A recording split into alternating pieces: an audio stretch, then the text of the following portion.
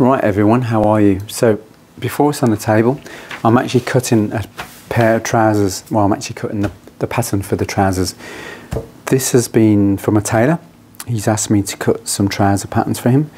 So some tailors don't cut trouser patterns. And this one tailor, he likes my cut. So I'm cutting a pair of trousers for one of his clients, and then I'll give the pattern back to him tonight, and then he'll make the trousers for his client tomorrow. So I do the real bespoke way. If anyone really wants to learn how to make trousers and actually wants to learn how to pattern cut trousers and make them up to a professional level, just exactly like Savile Row in London, then go through the usual channels. You can come and see me at my shop, or just message me and we can talk about the course. I do a 7-week course on pure bespoke tailoring, and this is part of the course. I've cut out the front now. I'm not going to show you all my trade secrets because it's part of my course. I teach this. So I've cut out the front now. From the front, we always cut the underside out. I know there's some books that actually teach you, I think they sit side by side and they'll draft the front, draft the back out. It's not a really good method, it's not a good system. The best system is actually, once you cut your what we call the top side, you put this on the table and we cut our underside out, as you can see. A little tip of the day for you: when you start to cut your trousers, always, because we're always working on quarter of a pattern. This is a quarter of the pattern.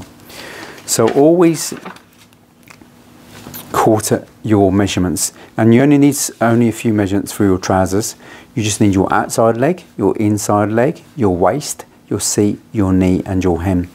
So I've already got that. And then what we do is, from the seat, I half the seat measurement, and then I quarter the seat measurement, and I do the same for the knee, half the knee, quarter the knee, hem the same, half, quarter, and the waist as well. So you half the waist and quarter it, and that's it. And it saves a lot of headaches, because when you pattern cutting, you got to, in your head, you got to start to becoming like a calculator, and you go, oh God, what's a quarter of that? But it's already done it for you. You've already done it beforehand. So that's a little tip of the day for you. So from here, I'm going to give you a little insight. I'm not going to give you all of my trade secrets. If you want to learn, come and see me. I'll show you on my course. So we're just going to extend this line out from the top side here. There. And just extend the line out. We don't really need this line here, but we're just going to extend the line out in a bit. And we extend our line out our crotch here. And that's that. So now there's many systems. You might get 10 tailors. They're going to show you each a different way. So every tailor's got their own method. Now I like this one method from one tailor who showed me this way. Usually the seams are distributed. You'll see on the factory, the industrial way, they distribute the seams. On the bespoke, we don't do that. So some tailors will do it, but I put all of my seam allowances on the inside leg, and I like that method. So remember, there's 4 seams. You've got to stitch your front side to the back, and you've got to stitch your outside side of the front to the back. So there's 4 centimeters, 1 centimeter, 2 centimeters, and then the underside for 1 centimeter, 1 centimeter, which equals 4 centimeters. Okay, so 4 centimeters we're going to add on here. So I'm just going to bring this up 4 centimeters here. Use my tape measure there. You can use your ruler, whatever, doesn't really matter. So 4 centimeters here, and 4 centimeters on the hem here. And there's all of your seam allowance. So I put that on there. So then I'll draw my line here. Get this out. And there we go. That's your inside. All the seams are on there. Now, some tailors will use a scale. There's some systems they'll use a scale, so they'll use a scale of half the seat measurement. So the half seat measurement here is 20 3/4. So they'll go 1/6 for the seat scale, or 1/12 or whatever. I don't do that. So I do a different system which works out for me pretty well. So I just gauge the person's seat. If someone's got a bigger seat, then this crotch length will be a lot longer. Now I see a lot of group forums, they make the trousers, they don't even make a fitting. I'm a professional, and all these tailors and designers are professionals, and they have fittings. It's the fittings that will create the perfect master pattern for you. There's no such thing as a perfect pattern, everyone. It does not exist. And you'll get these companies that will send you a pattern of your measurements, and then you use that pattern, it doesn't fit you.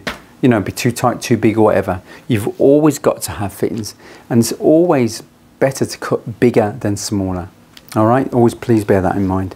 So here, he's got quite not an average seat here. So I'm going to come out about 3.5 inches, which should suffice. 3 to 4 inches is okay. I'm going to come out 3 3¾ inches to be, no, I'm going to come out, yeah, 3 3/4 inches I'm going to come out for this one.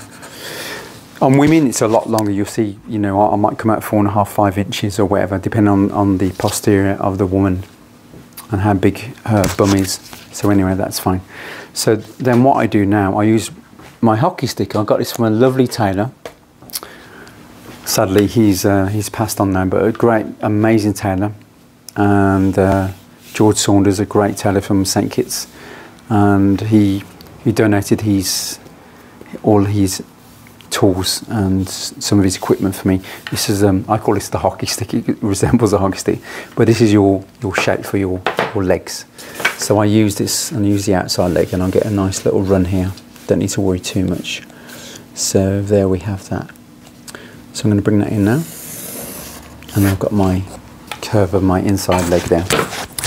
Right, so now what we have to do after that now, we've got to establish our